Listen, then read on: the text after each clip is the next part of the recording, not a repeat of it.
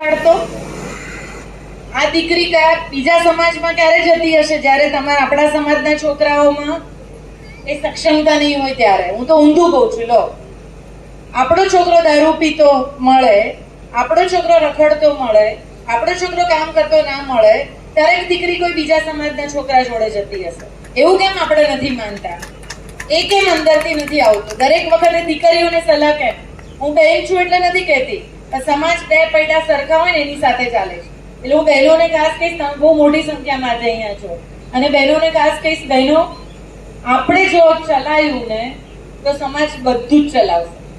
આપણે ના ચલાવ્યું તો આગળ કઈ નહીં ચલાવે. અમે બી બહાર ફરીએ છીએ, શું અમને તકલીફ નહીં પડતી હોય કામ કરવામાં?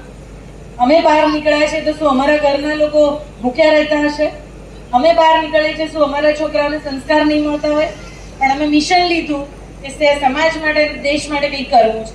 એટલે બહેનોને ખાસ વિનંતી કે આપણું સંગઠન બહુ સ્ટ્રોંગ કરો, કે જેનાથી આપણે સરસ કામ કરીએ અને આપણે ઉદાહરણીય બનીએ, આપણને જોઈને ભાઈઓ કામ કરે.